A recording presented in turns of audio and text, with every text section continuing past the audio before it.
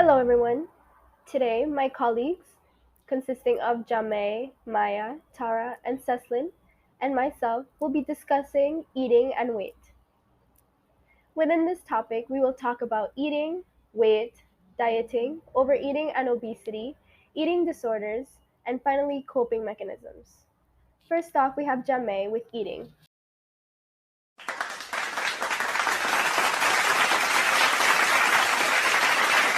Actually, it's pronounced Maya, but I don't expect you to remember how it's pronounced. It's only been like 4 years.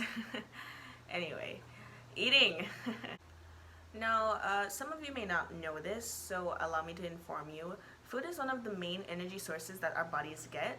Without food, you wouldn't be able to eat, you wouldn't be able to sleep, because you wouldn't have any energy, and without energy, you would die. Now, normally a lot of people don't actually consume food because they need energy. We actually have a lot of other reasons why we do it. The first one being habit. It's like if the food is there, why not eat it? Food could be readily available at any time. Luckily, we're not living in the Victorian era, so you can literally just wake up in the middle of the night and eat a really disgusting burger. Another reason would be socialization. This is why if you're at school, you notice that you tend to go to lunch with a group of friends rather than by yourself, because something about eating with each other is just a bit more comforting. Also, if you noticed, if you've ever gone on a date, a lot of the times people take you out to eat or they just cook food for you, and that's just something that's the norm now. Another reason why people would eat would be sensory appeal. I don't know about you, but if I ever smelled like pizza baking, I immediately get hungry and I devour everything in sight. So that is definitely another reason why people eat. And one of the last reasons I mean that I'm going to mention is just psychologically, food is just good for the mind and the soul. Like when you're sad or depressed or you're just feeling out of it, you eat. You eat a whole bag of chips. Why not? It's there, and you don't really have a reason to do it, or maybe a reason you're not aware of. And this actually causes something called comfort eating, which isn't really that good. Not that good. But this is something that you're going to learn more about from the actual Jame, who will be taking over after Marcella, who I'm transferring over to you guys now. So, yeah. Thank you, Maymay. So, I will be talking about weight and dieting. For weight, the amount of calories people consume and the calories they lose influences their weight. An intake of calories being more than the loss of calories results in weight gain. If the intake of calories is less than the loss of the calories, then you can achieve weight loss. If the intake of calories is the same as the loss of the calories, then you have weight maintenance, which is when there are no noticeable or drastic changes in your weight, whether it be decrease or increase. Now, when it comes to dieting, the media has a chokehold on how people view their body and their weight. There's a massive advertisements promising miracle weight loss results in just 2 weeks, profiting off insecurities and health issues. Professionals have stated that these miracle treatments are simply lies and that the safest way to lose weight is healthy eating and exercise. You may feel restricted by dieting, but there are multiple ways you can approach weight loss. The first one being restricting certain foods. This ensures weight loss. Restricting carbohydrates and fats in a diet can help someone lose 10 to 20 pounds. That weight loss is modest. However, many individuals are not satisfied with that range, so they engage in liquid diets, which aren't successful, and single food diets, which are once again not successful. Dieters become bored of eating the same thing over and over and over again. They may lose 50 pounds, but they can easily gain them back because these diets don't teach healthy eating habits. Another method are behavior modification programs, which focus on the journey rather than the results. Changing one's eating habits can be extremely difficult, so these programs make you keep track of your behavior and emotions during the process. You're required to maintain a diary to keep progress in check. The average weight lost is 20 pounds in 60 months. Even so, those in the programs maintained only 60% of their weight loss after finishing the program. The most dreadful method, at least in my opinion, is exercise. Because any type of movement is just no for me. I get up too quickly from the couch and I am already blacking out. Regrettably, we can't deny that dieting and exercise are a magnificent combination. When dieting, your metabolic rate slows down, but with exercise, you can counteract that decrease. Successful dieters exercise at least 3 times per week. And lastly, drastic methods of weight loss. These have short term success and present severe risk for the patient. Diet pills that reduce appetite, speed up the metabolic rate, and increase activity in the nervous system may cause dependency, deteriorating health due to high doses. Gastric banding, sleeve gastrectomy, and gastric bypass are surgeries that reduce food intake due to banding of the stomach or decreasing stomach size, which also decreases the hormone that induces appetite. In these surgeries, many would say that the benefits outweigh the risk. Another common surgery is liposuction, which changes your body shape, but not your body weight. These drastic measures don't teach healthy principles and habits. They're just a quick fix to a complex issue. Patients must then follow a proper diet plan and proper exercise plan in order to use the surgery to the best of their abilities. The bottom line, whether dieting is a good option depends on the individual. It takes a mental toll on those who participate and creates changes in their metabolism, which can become counterproductive. There was a study done in Canada on teenage girls over the period of high school up until they became adults. They were asked if they engaged in any dieting practices, and many said that whenever they had the urge to eat, they would smoke instead, or they would engage in binge eating and then not eat for the rest of the week or the following 3 days. And after the longitudinal study, they realized that those who had these dieting problems, they would then have problems with their weight later on in life or problems controlling their weight gain and their weight loss. So you must contact a physician or a professional and discuss what's the best option for you. Now we have Ceslin talking about eating disorders. Grab the mic, Ceslin. Ceslin, take the mic. Set.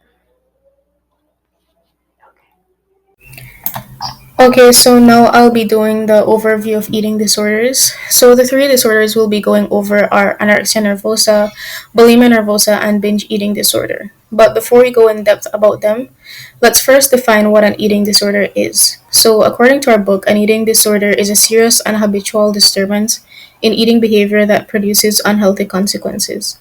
And by the way, this definition excludes starvation that results from the inability to find suitable food supplies, and also unhealthy eating resulting from inadequate information about nutrition. So, like I said earlier, we're going to go over three disorders, and we're going to start off with anorexia. So, what is anorexia? Well, anorexia nervosa, which is commonly shortened to just anorexia, is an eating disorder that includes self starvation or semi starvation, sometimes to the point of death. People with anorexia are usually extremely afraid of gaining weight. They have a distorted body image, seeing themselves as being too heavy, even though they might be exceedingly thin. And the DSM 5 identifies about two subtypes of anorexia. There is the restrictive type and the binge purge type. So, people with the restrictive type usually eat little to no food, and they lose weight by dieting, fasting, exercising, or a combination of all of the strategies. While people with the binge purge type may eat either large or small amounts of food and later use vomiting or laxatives as a means of purging the food they have eaten. Um, Now, many people may relate this to bulimia or say that they are the same thing. However, they are different as it pertains to the goal of the disorder. Because while bulimics binge and purge to maintain a normal body weight, anorexics use it to lose weight even if they are already at a normal body weight. Um, Although anorexia isn't restricted to a specific demographic, younger women are at a higher risk of developing it than older women or men of any age. One thing that psychologists have observed is that anorexics are occupied with food, so they may like to cook for others and insist that others eat their food, yet they eat little to nothing. And typically, they would lose about 15% to 50% of their body weight and still continue to see themselves as overweight. Um, Aside from food, they're also usually occupied with body fat, which usually leads to a strenuous exercise program, which may include jogging, dancing, or playing tennis. And these active behaviors would continue until they have lost weight to the point of fatigue and weakness, which makes it difficult for them to continue excessive activity. So that's an overview of anorexia. Next, we're going to discuss bulimia nervosa. So, bulimia nervosa, often shortened to bulimia, is an eating disorder which involves recurrent episodes of binge eating. Um, Also, a sense of lack of control over eating and inappropriate drastic measures to compensate for the binge. Childhood experience with sexual abuse, physical abuse, and post traumatic stress are additional correlates of bulimia. In addition, recent involvement with sexual assault raises the risk of developing the disorder. A relationship also exists between bulimia and depression. So, body image and eating disorder tend to precede the development of depression in adolescent girls. To many people, binging and purging may seem an acceptable means of controlling weight, so they beg to question whether or not bulimia is harmful. And to answer that question, unlike anorexia, bulimia is very seldom fatal. However, it does have serious health consequences. So we have two examples depicting how harmful bulimia can be. Firstly, binge eaters seldom have a balanced diet, and poor nutrition may lead to lethargy and depression. Secondly, the intake of large amounts of sweet can result to hypoglycemia, which is a deficiency of sugar in the blood.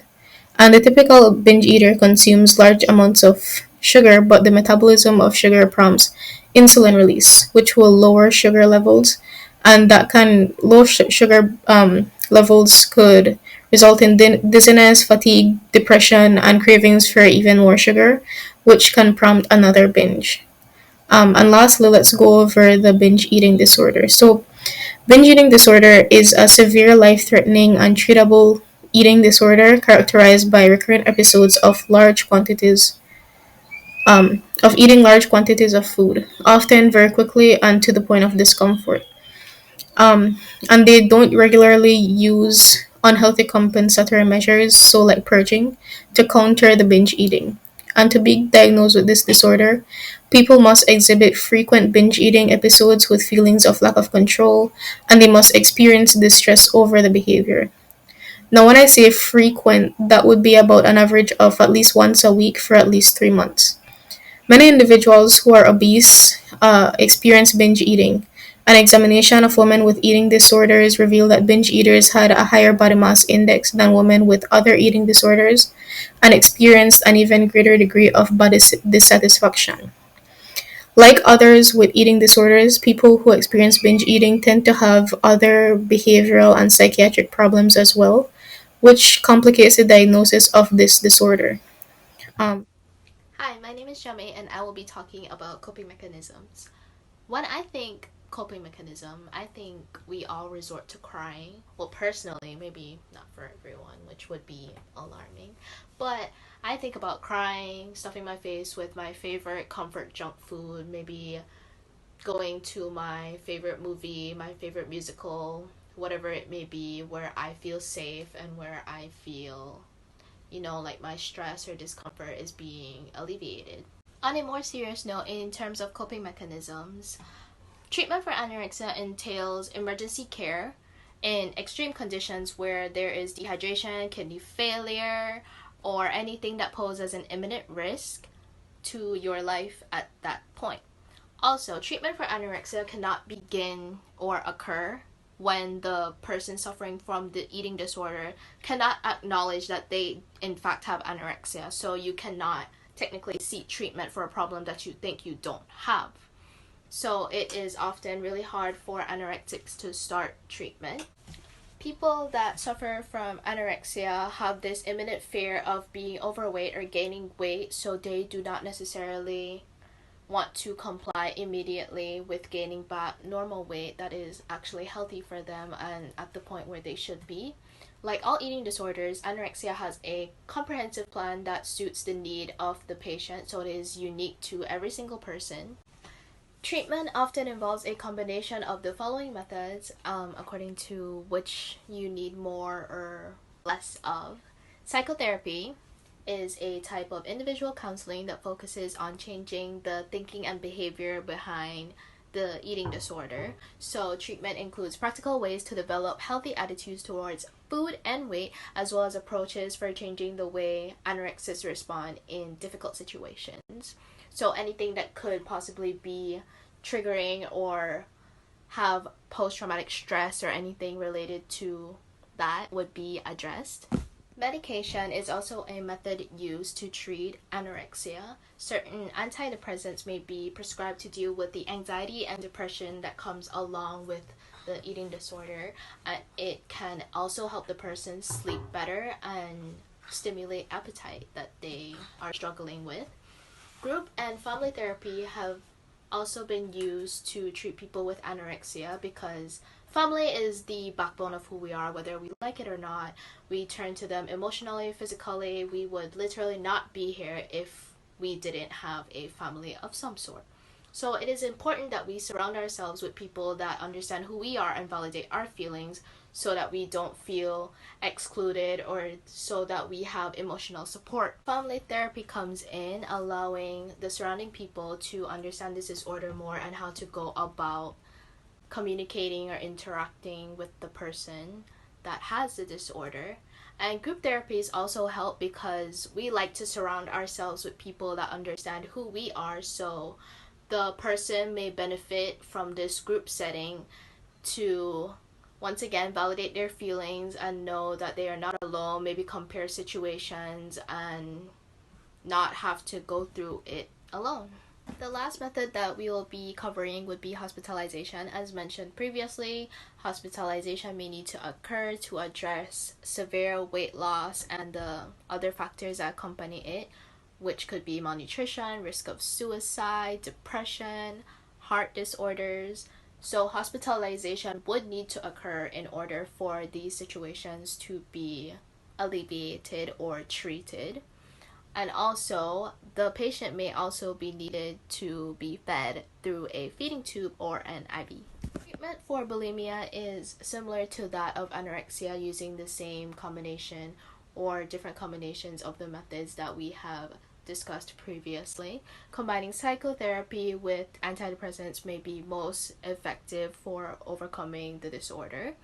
Generally, treatment involves a team effort from everyone around you, your mental care professional, your primary care provider, family and friends, maybe a dietitian who are experienced with the disorder. For binge eating disorder is often more challenging as you have to break this constant cycle or this established eating pattern along with throwing in the component of weight loss, so it's like an additional curveball that we have to overcome. And cognitive behavioral therapy has demonstrated effectiveness in helping people control binge eating, but not much so weight loss. And these people are not good candidates for weight loss surgery as it is a behavioral and psychological thing, so they would not necessarily be in a stable mental condition or a mental state where surgery would occur. Once again, the same methods for bulimia and anorexia could be used to treat binge eating disorders. Let's talk a little about overeating and obesity. About 39% of the adult population in the world are either obese or overweight. Now, it is important to know that obesity isn't mainly caused by overeating, but overeating is an important part in maintaining the body's weight. People who may eat the same may not have the same weight because there's variations in the body's metabolism. Overweight people tend to eat foods that are rich in fat and tend to be less physically active than people who are not overweight, and these factors tend to contribute to obesity. Now we move on to what is obesity. The definition of obesity is different depending on our personal standards. However, no good definition should include weight because of our different skeletal structures. Where some of us may carry weight in muscle tissue, others may carry it in fat.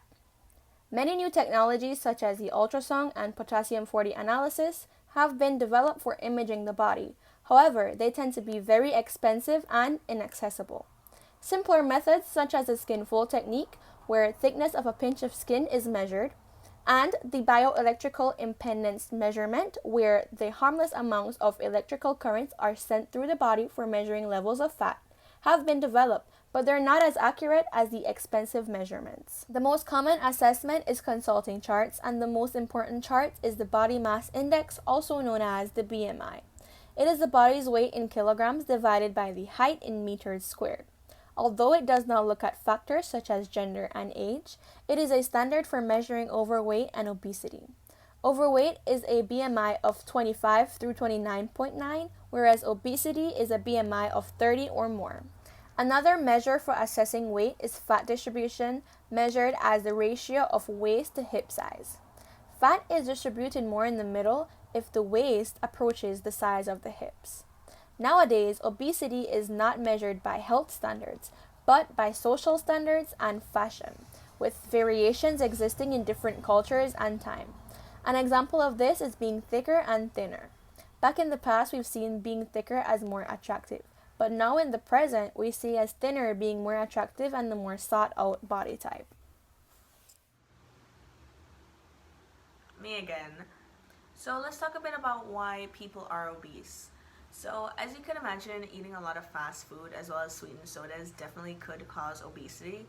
More or less because, as you can imagine, you're eating a lot of fat, so that kind of tends to stay in your body. I know when I found that out, it was too late, so that was fun. Another factor that causes obesity is growing proportion sizes. So if you're already used to eating one plate or like half a plate of food, and then you keep growing it and growing it and growing it, so increasing it in size. So now you're eating like 2 plates of food every time for your meal, then you'll definitely gain weight from that, and if it continues on, it could absolutely cause obesity. And the last one here is decrease in physical activities. So definitely a lack of movement could cause you to keep your weight and not lose it, which then after time, of course, could cause obesity. Now, researchers have created the following models that are able to explain why the development and maintenance of obesity. So with that, I'm going to be just quickly running through for you guys. The first one is the set point model, which is weight is regulated around internal set point, an internal set point in your body. The second one is genetic explanations of obesity. This hypothesizes that humans evolved a metabolism that stores fat, and with the abundance of food, obesity and eating patterns are shared in families. Hereditary also affects BMI and fat distribution. So of course, if you have a history in your family with obesity, chances are you do have a higher chance of being obese as well. Of course, that's not taking into account your own personal BMI and set point. And the third one here is the positive incentive model. And the positive incentive model is positive reinforcement of eating has important consequences for the weight maintenance. So if you think to yourself, or you've been constantly told that you don't eat enough, it could cause you to eat too much, and that's how you can get obese. Or it kind of works the same way around as well. If you're told that food is bad and you eat too much, it could cause some dire issues as well, which we'll get into later. Now we're going to discuss how unhealthy obesity is to the person. As you can imagine, being just slightly overweight doesn't cause much health risk, since your body is pretty much used to you at a set rate, so just maybe gaining about 10, maybe even 15 pounds more than you had for, I want to say, the last couple of years. It wouldn't change much in your life. However, if you were to gain all the pounds to be considered obese, you would go through a lot of difficult and really concerning health risks, that of which includes let's see here, diabetes, osteoarthritis, stroke and hypertension, heart attack, a variety of cancers, gallbladder disease, migraine, headache, kidney stones, sleep apnea, respiratory problems, liver disease, and reproductive problems in women. Now, of course, that's not to say that everyone who is obese will have these issues, but the chances of getting a few of them is definitely higher within people who are obese than the normal person. For young and middle-aged adults, being obese is a risk for all mortality. Being overweight in childhood and adolescence predicts increased morbidity and mortality during adulthood. And meanwhile, being slightly overweight is less of a risk to older adults. And just like I was saying before, your different body types as well as your different, internal structure could also have a say in how you develop as an obese person. For example, people who tend to gain weight on their abdomen is more likely to be at risk of those diseases that I mentioned before, rather than people who gain weight in their thighs or in their hips. My last point that I want to make here is about metabolic syndrome, which is a collection of factors proposed to elevate risk for cardiovascular disease as well as diabetes. Components include elevated blood pressure, insulin resistance, and problems with the levels of two components of cholesterol.